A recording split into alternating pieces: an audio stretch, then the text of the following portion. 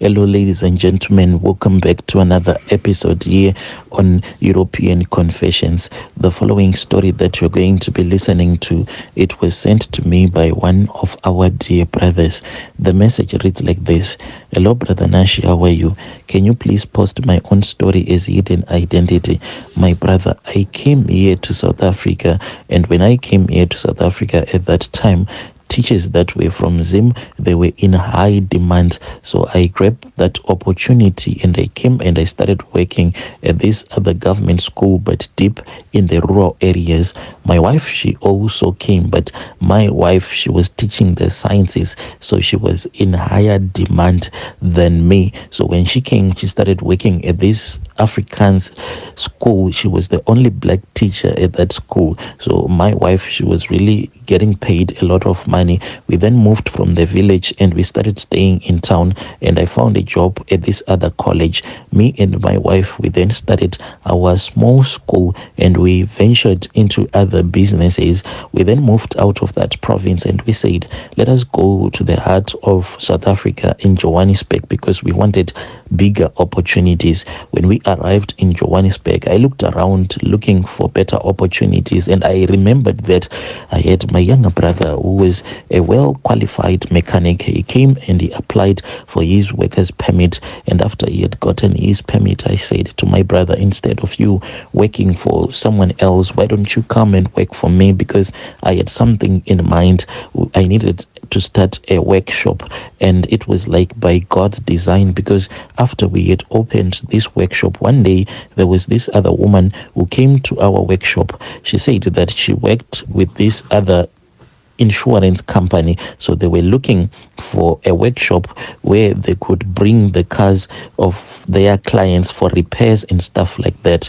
And that is how I got that contract. They told us that we needed to fix one or two things at our workshop so that we can give them quality services. I then spoke with my little brothers back home. They went for their panel beating courses, and after they had graduated, they came and they started working. This was after I had looked for some experienced panel beaters here in South Africa. And what I started doing, Brother Nash, is that with the money that I was getting, I started going around at different auctions and buying some accident damaged cars, and then I will repair them.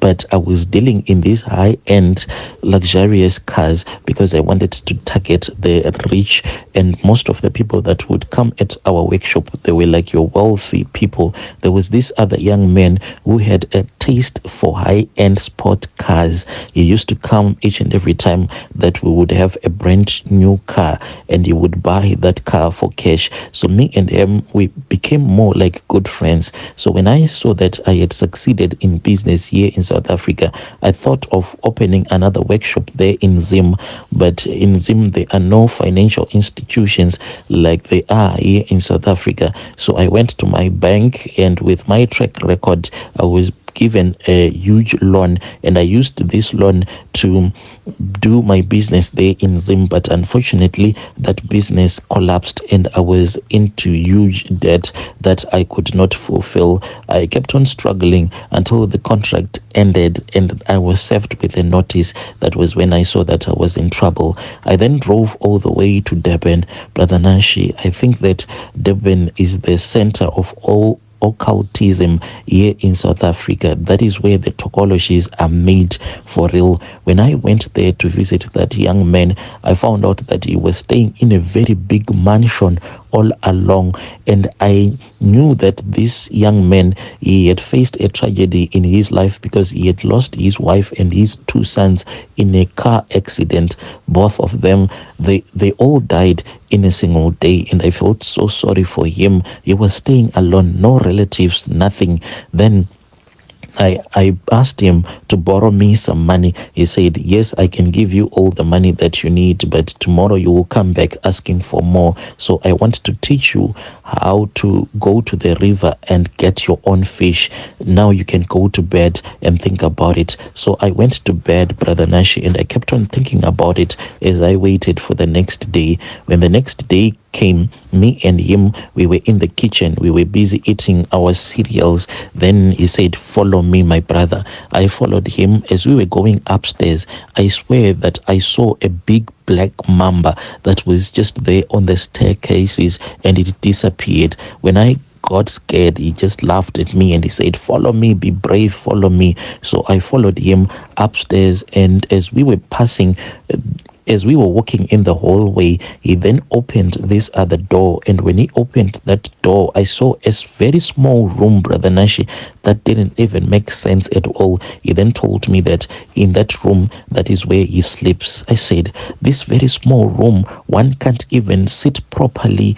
And he said, "This is the room that I have to sleep in." So later on, he told me that the reason as to why he does not sleep in his bedroom, it is because his bedroom is now his altar, and him sleeping in that very small room, just sitting or standing, it is part of his punishment. Because when he was told by that traditional healer who is from Ghana to sacrifice his wife and kids, he hesitated and tried to refuse. So this was the punishment for disobeying that traditional healer from Ghana. So he said, "When I am in this small room, then I am safe from the ghosts of my wife and my kids." He said, "There are times when I am locked up in this room that does not have a window or any air vent at all. Then I can actually hear their spirits as they'll be banging the door and scratching on the door.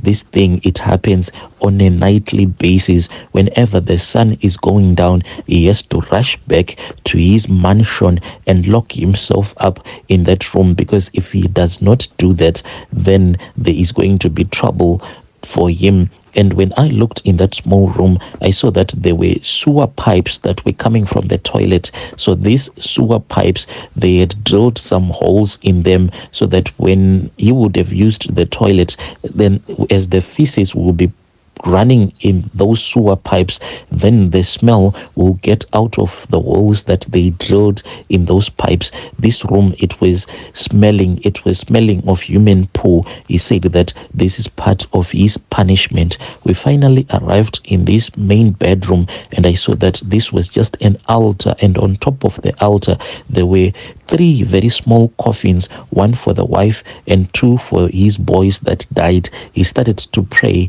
and he said, "So are you able to do this?" Brother Nashi, I agreed instantly. I said, "This man, he is my only hope. If I refuse to do this thing, then he will refuse to assist me." So I was then taken to the Deon CBD, where we met that traditional healer from Ghana. But this man, he works with some local Zulu traditional healers who make these Tokoloshes, as well as a man from Mozambique who goes to get some charms in Mozambique. I was then asked by that traditional healer if I was willing to sacrifice my wife, and I said, "Indeed, I am willing to do this." So I was given a ring, and I was supposed to remove my wedding ring, and I was supposed to take my wife's wedding ring, and I had to deliberately lose it. And this is what I did. I returned back home, and I then took my wife's wedding ring and I then threw it away. After that, I was told that I was supposed to buy a car for her and bring it back to that traditional healer who is from Ghana. I did all of these things, and I gifted my wife with this beautiful car, and this was going to be her grave because she was supposed to die in that car. But Brother Nashi, my wife surprised me, because she then said that she missed her mom a lot and she wanted her mother to come to South Africa by plane. She had already booked the flights as well as for her sister and her sister's child. So they came, and we were supposed to return back to Zim for the December holidays. So I was driving with my kids in another car. My wife was with her mother as well as her sister and their sister's child in another car. So it was sort of like a convoy. Along the way, Brother Nashi, I knew that my wife was going to die, because this was was a day to die, and I could not save her mother, and I could not save even her sister, even her sister's child. This was the sacrifices that I did. A car had a tire puncture, and her car overturned. They all died on the spot, Brother Nashi. I pretended as if I was in pain, but I was rejoicing, because I knew that I had managed to do this ritual. We went and we buried my wife and my wife's mother, as well as her sister and her sister's child, and I returned back to South Africa. But when I returned back to South Africa, after enjoying the money, recently I started to see the ghost of my wife's mother, as well as my wife's sister and her daughter. These people, these spirits, when I see them, they do not fight with me, but be standing there, and the way that they will be looking at me, it is quite horrifying. So I returned back to Durban, and I spoke with that same traditional healer about this issue. He then said that I have to sacrifice all of my children so that I can be at peace and enjoy the money. So now I do not know what to do. I cannot question him, because he will punish me like he punished my other brother who made me to join these rituals. So I remained quiet, but I asked myself this question: what is the purpose of me being a ritualist when I do not have anyone to enjoy this money with? If I lose my children, then what is going to happen to me? I have already lost my wife, and in the process, I killed my wife's mother, as well as her sister and her sister's daughter. So what is the purpose of me continuing to do all of these rituals? I am just a confused man, Brother Nashi.